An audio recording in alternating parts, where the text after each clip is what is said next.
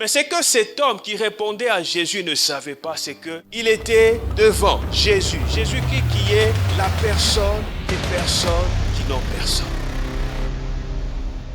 L'histoire d'Isaac, l'histoire des Rehoboth. D'ailleurs, quand on parle de Rehoboth, je l'ai dit, on parle d'élargissement, d'extension, d'expansion, de victoires et des percées surnaturelles. La Bible dit que nous avons reçu de sa plénitude et grâce sur grâce. Alléluia. Là où il y a la grâce, les mérites n'existent pas parce que la grâce est une faveur imméritée. La grâce, c'est quand toi-même tu regardes les critères et que tu vois qu'aucun critère ne te qualifie. Quand tu vois qu'aucun critère ne te permettra d'accéder à cette dimension, c'est là que la grâce intervient. C'est la grâce qui permet à quelqu'un d'arriver à une certaine dimension. Vous savez, quand vous commencez à réfléchir sur Dieu, il y a l'une des dimensions que nous ne comprendrons jamais de Dieu, c'est la grâce. Bien aimé, comment expliquer qu'une prostituée Rahab puisse se retrouver dans la généalogie de Jésus? Est-ce que à l'époque c'était la seule prostituée? Comment expliquer que Ruth, la Moabite, une étrangère qui vient d'une lignée remplie de malédictions,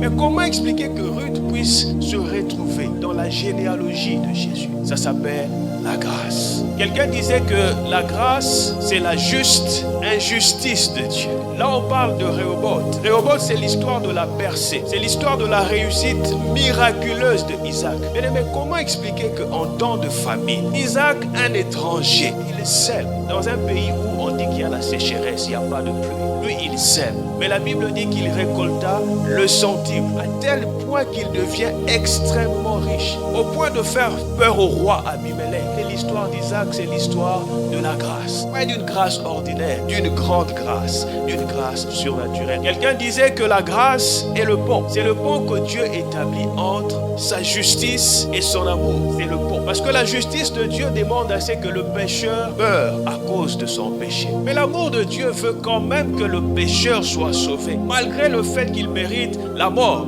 et la condamnation. La justice de Dieu repousse le pécheur, mais l'amour de Dieu attire le pécheur. Mais entre la justice et l'amour de Dieu, Dieu a placé un pont, en sorte que là où la justice de Dieu condamne l'homme, l'amour de Dieu vient pour nous relever, pour nous restaurer, pour nous agréer. Et ce pont s'appelle la grâce. On ne peut pas parler de la grâce sans mentionner cet homme qui est parti à la croix, qui est mort pour nous. Cet homme qui a racheté les gens de tout peuple, de toute tribu, et qui a fait d'un royaume de sacrificateurs. On ne peut pas parler de la grâce sans parler de cet homme qui nous a réconciliés avec Dieu. L'apôtre Paul dit que souvenez-vous que vous étiez errants, vous étiez sans Dieu, sans espérance dans le monde. Vous étiez étrangers aux alliances de la promesse. Bien-aimés, nous étions dans le train de ce monde qui se dirigeait lentement, mais sûrement vers l'enfer. Mais il a plu à Dieu d'envoyer Jésus, cet homme qui nous a débarrassés de la boue, du péché, de la mort. Cet homme qui a établi le lien de filiation entre nous et Dieu. Aujourd'hui, je peux appeler Dieu mon papa. Et Dieu me reconnaît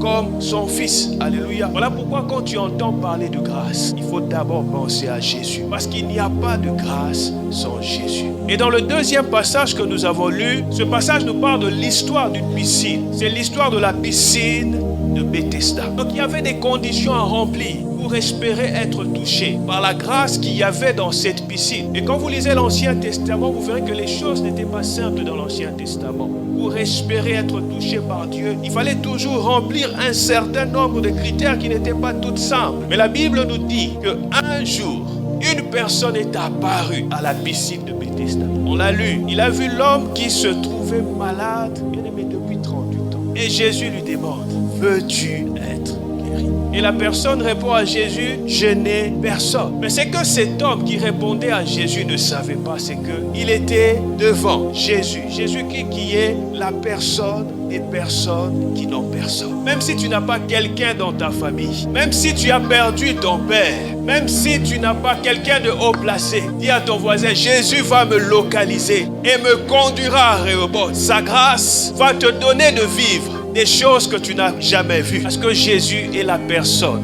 des personnes qui n'ont personne. Alléluia.